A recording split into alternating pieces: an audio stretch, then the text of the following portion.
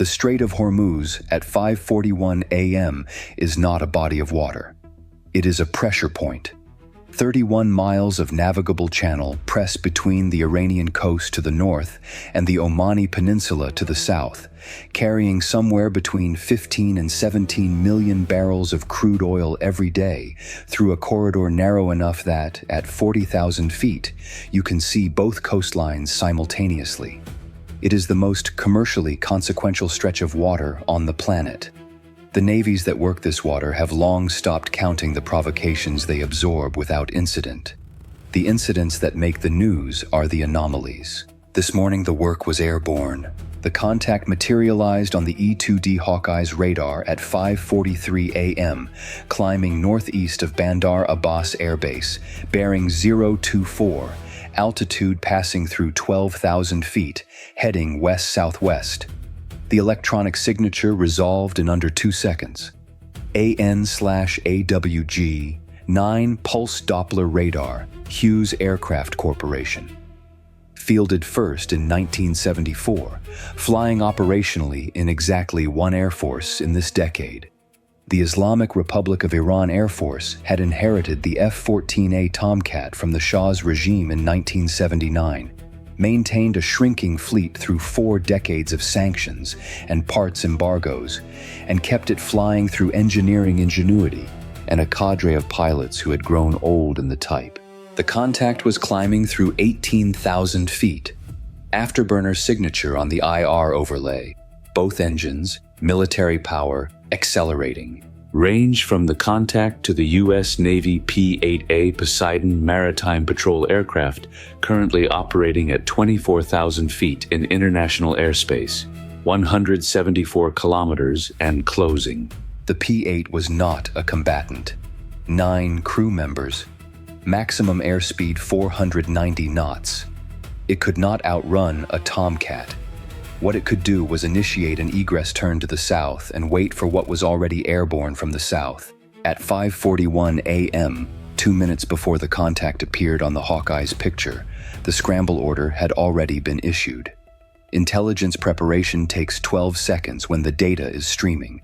Satellite downlink, correlated against Iranian airbase activity from the previous 6 hours, showing a launch bearing and altitude profile consistent with an intercept vector on a large, non-maneuvering aircraft in international airspace. The operations officer had made the call. The ready pilot had been in the cockpit since 5:38. The catapult fired at 5:44 a.m., 0 to 165 knots in 2.4 seconds. The launch bar caught and the universe compressed into a single kinetic event that the nervous system cannot fully process, only survive. The pilot's spine took the acceleration as the F-35C left the deck of USS Abraham Lincoln, gear retracting before the aircraft had climbed 30 feet, left afterburner delivering 43,000 pounds of thrust. The flight deck disappeared below in 4 seconds.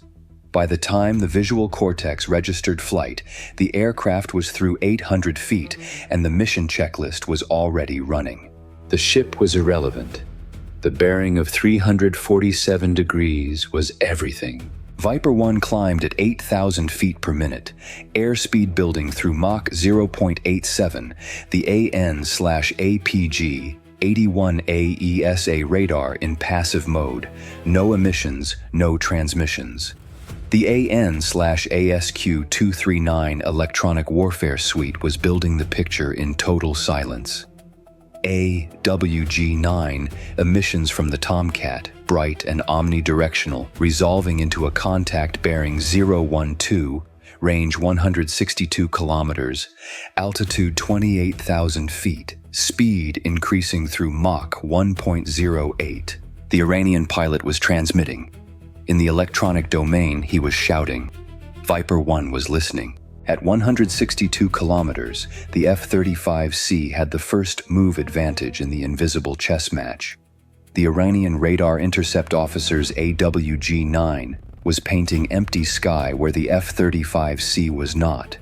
The sky outside the canopy at 38,000 feet was deep indigo shading toward black at the zenith, the curvature of the Earth faintly visible on the horizon. Below, The Gulf of Oman was blackwater and oil platform lights. The Strait of Hormuz to the north was a strip of pre-dawn silver between two continents. At this altitude, the entire chokepoint was visible from a single point in space. The pilot was that point. This was not complacency. The intelligence brief had been explicit. The F-14A crew from Bandar Abbas was not a routine scramble crew. The pilot had an estimated 3,400 hours in type, accumulated since the late 1980s. His Radar Intercept Officer had flown with him for 11 years. The AWG-9, despite its origins in 1974, had a detection range against large non-stealth targets that exceeded 200 kilometers in clean air. And the F-14's ordnance capability had never been confirmed empty by any source outside IRIAF intelligence. The AIM-54 Phoenix missile, range 190 kilometers, active radar guidance. Whether any IRIAF rounds remained functional after 4 decades of sanctions was a matter of analytical disagreement. Probability assessment below 30%. Consequence assessment assume they do. At 120 kilometers, the fire control solution against the Tomcat was building cleanly on the HMD. The target diamond tracked with precision. The Iranian RIO's AWG-9 was still searching empty sky. The F-35C had been tracking him for 11 minutes. He had no idea. The question was, what was the Iranian pilot's intent? The P-8 was aggressing south. The Tomcat's intercept vector would place it within the P-8's potential engagement range in approximately 9 minutes. At 80 kilometers, the Tomcat was descending from 28,000 to 23,000 feet, adjusting the approach to the P-8's 6 o'clock. Below and behind, minimum radar cross-section exposure, maximum engagement geometry. This was not a provocation sortie. This was a textbook intercept executed with professional precision by a crew that knew exactly what it was doing. A $1.1 million AIM-120D and the diplomatic crisis that followed its employment was not the first tool you reach for when 7 minutes of geometry remained. The first tool was presence. At 5:58 a.m., the AWG-9 mode changed. The shift was instantaneous on the EW display, from sector scan to single target track. Pulse repetition frequency doubled, beam narrowed. The Iranian RIO had acquired the P-8, STT lock, fire control radar lock, not a search sweep, a targeting solution being built. By some interpretations of the applicable rules of engagement, this was a hostile act. The thumb rested on the HOTAS, not pressing. 7 minutes of margin remained in the geometry. Range to Tomcat, 74 kilometers. At 6:01 a.m., Viper 1 descended to 36,500 feet, placing the aircraft at the Tomcat's 7 o'clock on a vector that maintained minimum radar cross-section aspect. The F-35C from the frontal quarter has a radar cross-section estimated at less than 0.005 square meters, roughly equivalent to a golf ball. The Iranian RIO's AWG-9, locked on the P-8, had no attention to spare for a bearing to the southwest. Even if it did, it was not designed to find what was approaching from that direction. Then the data link dropped. At 6:04 a.m. and 33 seconds, the Link 16 feed from the Hawkeye went silent. Not degraded, instantaneous loss. The tactical overlay that had been feeding range, bearing, and altitude data for the entire approach disappeared from the HMD. The pilot was alone with own sensors in EMCON, 62 kilometers from the Tomcat, with no external confirmation. Activating the APG-81 to rebuild the picture would restore precision. It would also announce Viper 1's presence on the Tomcat's RWR, not the play. The pilot held passive track, using the AWG-9's own emissions as the targeting reference. Bearing accuracy, within 2 degrees. Range, estimated 58 to 67 kilometers, a 9-kilometer uncertainty band. Professionally unacceptable, operationally workable. Outside, the sky at 6:04 a.m. was deepening from purple-black to clear early twilight. Above 35,000 feet, it was already morning. -55 degrees Celsius waited 2 inches beyond the canopy glass. The cockpit held 18 degrees. Engine vibration came through the seat at a frequency that shifts at transonic speed. An experienced pilot reads airspeed through the airframe before reading the HUD. Breathing through the oxygen mask was audible in the helmet.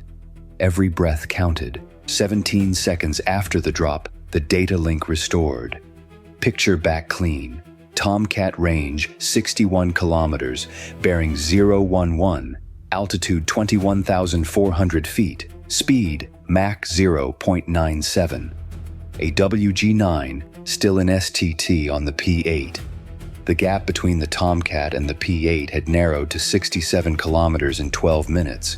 At 6:06 a.m., the AN/APG-81 came out of passive mode, low probability of intercept mode. Compressed burst transmissions, narrow beam, below the AWG-9's detection threshold at this range. The F-35C painted the Tomcat with precision that 1974 technology could not detect. Picture returned exact. Range 61.3 kilometers, altitude 21,380 feet, heading 287, speed Mach 0.96.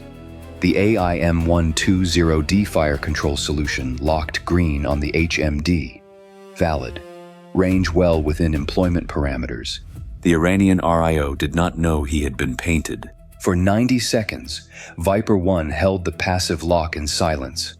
The Tomcat continued closing on the P-8, gap now 53 kilometers. The P-8 crew was transmitting on guard, controlled and professional. The aircraft commander's voice was steady. The tension underneath was present if you listened for it. At 6:08 a.m. on the discrete tactical frequency, Viper 1 transmitted. Bogey, bogey. You are being tracked by a US Navy aircraft. You are in ordnance employment range. You have a fire control radar lock on a non-combatant US Navy aircraft in international airspace. Clear this airspace now. This is your only advisory. The Tomcat's response came in 4.3 seconds. What the RAO did next was the moment that separated a competent crew from a dangerous one. The AWG-9 shifted from STT on the P-8 to rear hemisphere sector scan. Not panic, a logical, immediate tactical response. Triangulate the transmission bearing. Initiate a rear sector search. Attempt to acquire the transmitting aircraft. The scan was methodical and rapid. In 4 seconds, the RIO had the correct bearing, the correct elevation band, and was narrowing toward the sector containing Viper 1. 4 seconds. With legacy technology, under pressure, against a low observable contact. Faster than any training model had predicted, the RWR tone in the helmet shifted. From ambient background to a rising directional tone from bearing 011. Spike! Spike! Bandit 12 relative high. The partial track building. Fire control solution on the HMD, still green. Range 57 kilometers, still valid. The lead assessed in 1.1 seconds. Tomcat bearing enclosure, P-8 egress, fuel state, RWR bearing. Clear picture. The RIO was narrowing into the correct sector. 8 more seconds of stable geometry and the AWG-9 would have a directional track. The nose went down. -G for 1.8 seconds. The anti-G suit deflated, the harness floating the pilot's body upward against the straps as the aircraft unloaded. Airspeed through Mach 1.02. At Mach 1.0 plus, in a nose-low aspect, the frontal radar cross-section dropped toward its minimum. The partial track the AWG-9 had been building collapsed. The RWR tone fell back to an intermittent search chirp. Range to Tomcat, 53 kilometers. The psychological question every BVR engagement carries. Does the adversary break when he understands the geometry, or does he press when he does not fully understand it? The Iranian pilot had paused his approach to the P-8 the instant the radio call came. He had redirected his RIO to the new contact bearing. Correct and professional. But the approach geometry had changed. The Tomcat was no longer closing on the P-8. It was addressing an adversary it could not locate. At 6:11 a.m., the Tomcat turned. Left bank, 35 degrees. Nose pulling north-northwest, away from both the P-8 and the estimated bearing of Viper 1. A WG-9 to broad sector scan. Not an STT on anyone. Measured and geometrically correct, increasing distance from the contact bearing, buying time to assess. It was the right decision by a pilot who understood the geometry. At 6:11 a.m. and 42 seconds, the Tomcat turned back. Not a full reversal. A shallow right bank, 15 degrees, slewing the nose toward a bearing that could re-establish geometry on the P-8, or reorient the AWG-9 toward the estimated position of Viper 1. The maneuver was 4G, coordinated, precise. The Iranian pilot was not retreating. He was calibrating, testing whether the invisible presence to his south-southwest would react. He was not a student pilot. He was a professional exploring the edges of a situation he did not fully understand. At 6:11 a.m. and 58 seconds, the AN/APG-81 went to full track mode. No LPI economics. Full power AESA lock, 38.7 kilometer fire control solution, HMD target diamond locked to the Tomcat's fuselage centerline with sub-meter precision, all parameters green. AIM-120D active seeker would go live at 18 kilometers and require no further input after release. Green. Valid. Every instrument in agreement. The Tomcat's RWR received the lock in 0.4 seconds. What arrived in the Iranian pilot's helmet was not in his RWR catalog. The SPO equivalent warning system fitted to IRIAF F-14. AIS was calibrated against Soviet and Russian radar signatures, against US systems from the 1980s and 1990s. What arrived now was a high-frequency, LPI-optimized lock from a bearing the AWG-9 showed as empty. He was being tracked by something his sensors could not find. Unknown range. Known bearing. Known that a complete fire control solution existed on that bearing right now. The Iranian RIO called it. The pilot's hands were already moving. The bank sharpened, not 35 degrees. 60 degrees angle of bank, 5G sustained, nose pulling hard through the turn.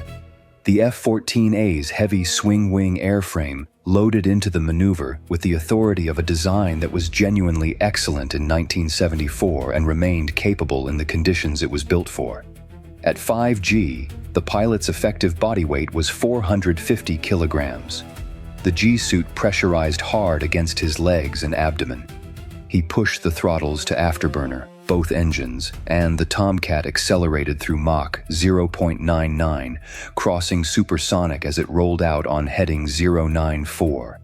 Southeast. Away, toward Bandar Abbas. The brake was committed and professional. Control inputs smooth, energy management deliberate. Not panic, a decision. The geometry had told him what the instruments confirmed. A prepared fire control system on his bearing held a complete solution against him, operating from a position he could not locate and could not counter from his current energy state.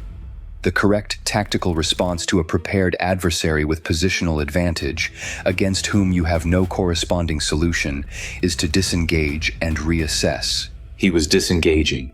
At 6:12 a.m., the Tomcat was accelerating through Mach 1.05, descending through 18,000 feet, heading southeast. A WG-9 in standby, no emissions. Range from Viper 1, 35 kilometers and opening. The P-8 was 74 kilometers north and egressing. The gap between the Tomcat and the P-8 was now 109 kilometers and growing at over 1,800 kilometers per hour. The lead held the track. Solution. Green. Authorization. Valid. Thumb. not pressing.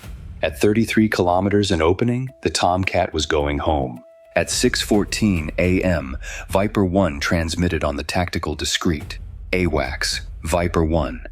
Bogey RTB Bandar Abbas. P-8 clear. Tracking terminated. Fuel state bingo plus 12. RTB in progress. Bingo plus 12. 12 minutes above minimum safe fuel for recovery. Not critical. Not comfortable. The Intercept had consumed fuel at higher than planned rates. Total flight time from catapult, 49 minutes. The F-35C's documented operating cost, $12,000 per flight hour. 49 minutes of Viper 1's flight time, approximately $9,800. The AIM-120D that had not been employed, $1.1 million, loaded, costed, now requiring seeker recertification before release as mission ready. The Iranian sortie, fuel, maintenance, the accumulated cost of sustaining F-14 airframes without manufacturer support for 4 decades was not a number in any public document. But it was real, and it was substantial. The lead pilot had 2,400 total flight hours at $12,000 per hour, $28.8 million of accumulated training in the person who had just kept his thumb off a button.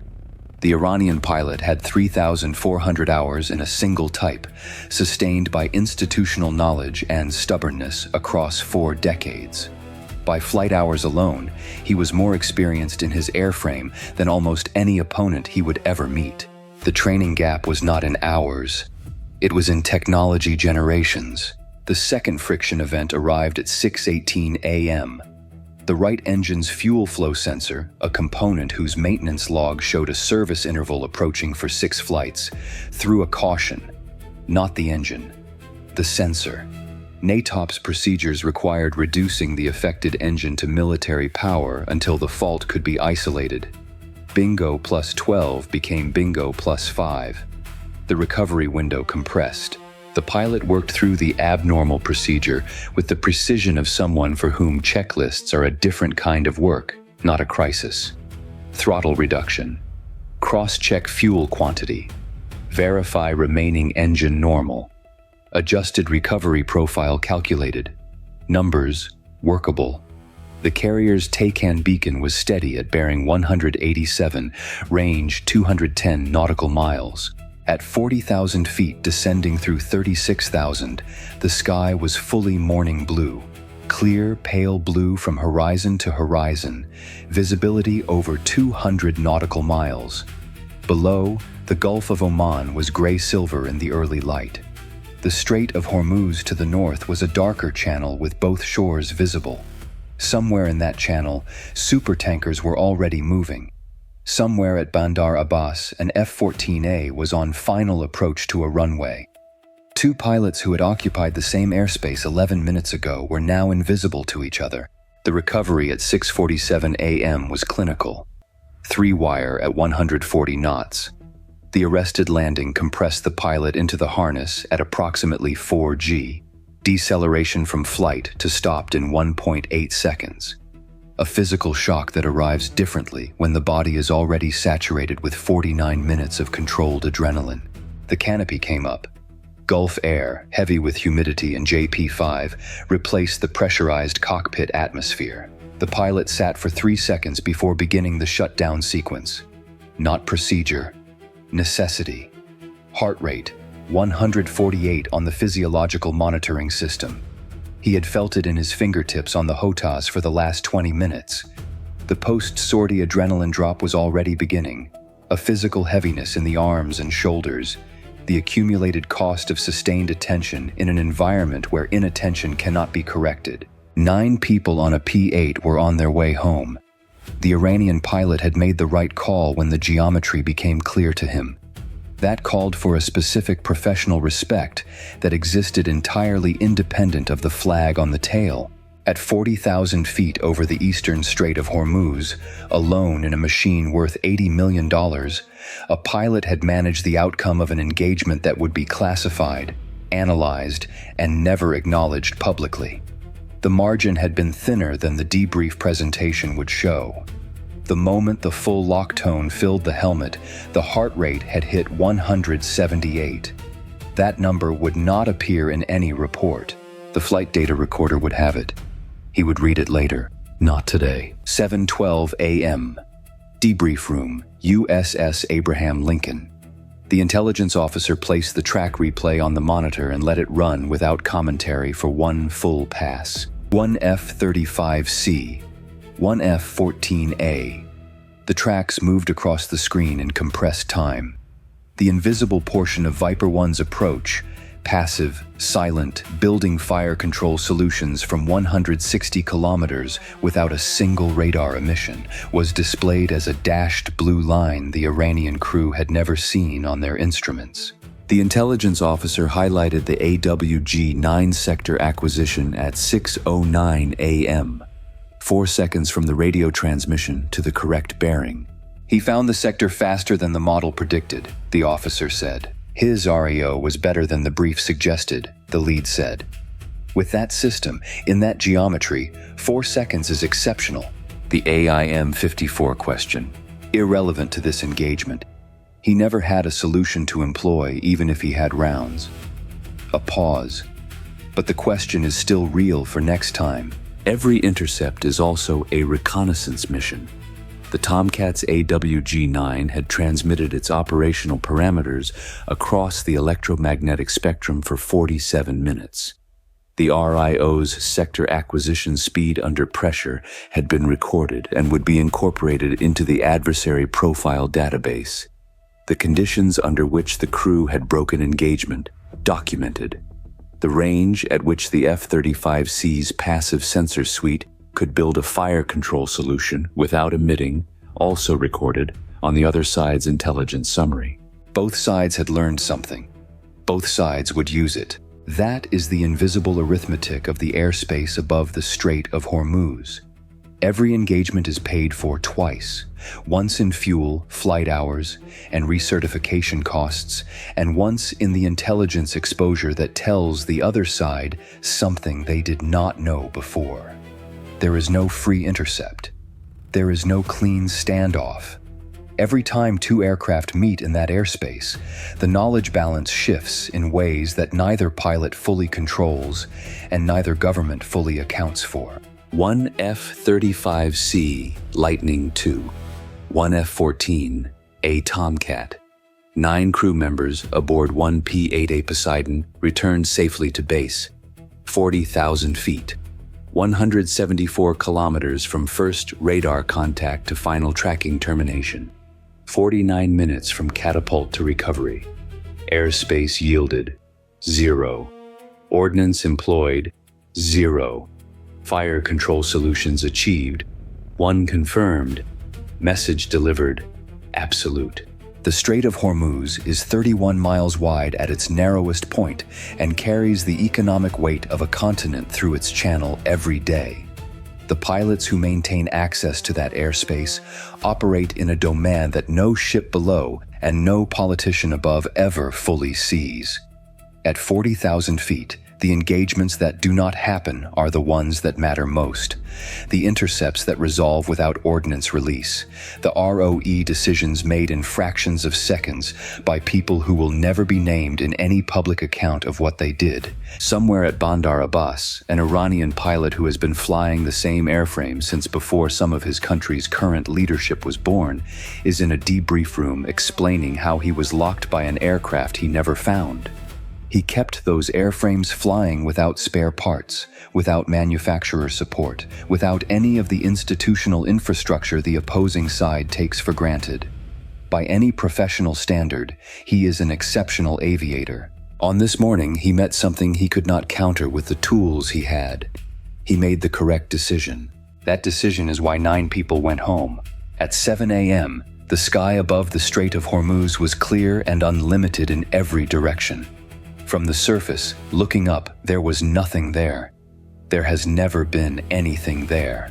That is the point.